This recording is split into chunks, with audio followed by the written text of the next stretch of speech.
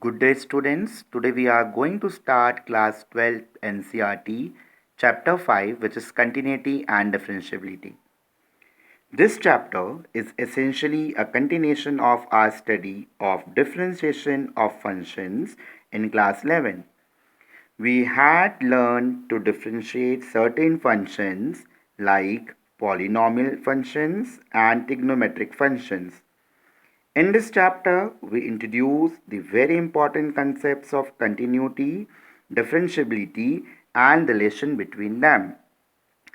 In class 11, you might learn about limits and derivative.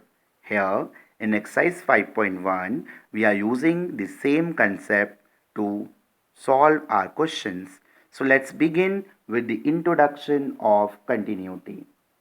For example, if we have y is equal to x, if we have a function y is equal to x, right?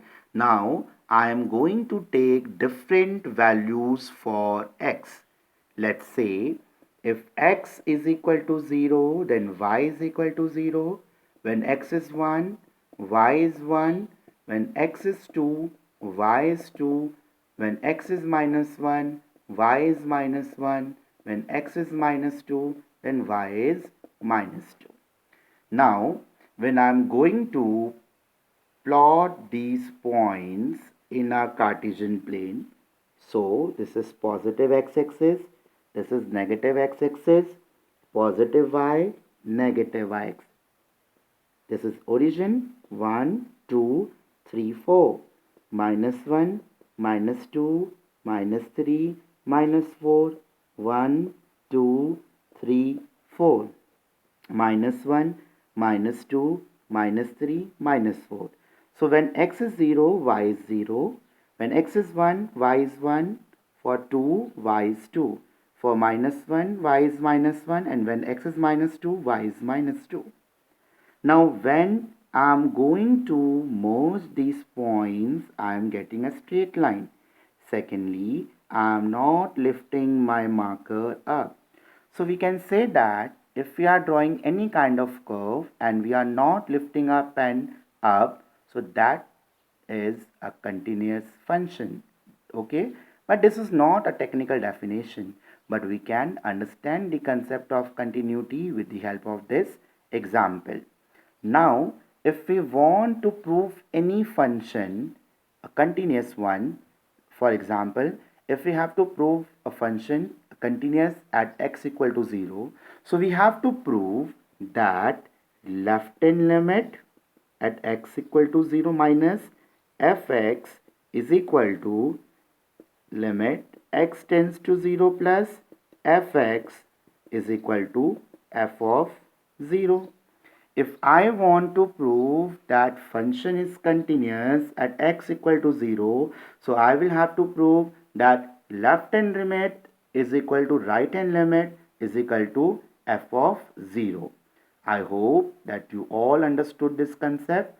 Now let's start exercise 5.1, question number 1.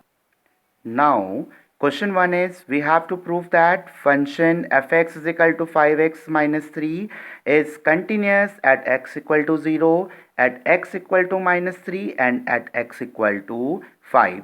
So, to prove that the function is continuous at x equal to 0, we have to prove that left hand limit at x tends to 0 minus is equal to right hand limit x tends to 0 plus fx is equal to f0. Right. Now let's start its proof. Left hand limit, right, limit x tends to 0 minus fx is equal to limit x tends to 0 minus. Okay, in place of x we have to put 0 minus h because x is 0. Now what is h? H is very small quantity which is tending to 0 but not equal to 0. Right? Now limit h tends to 0. Now what is function?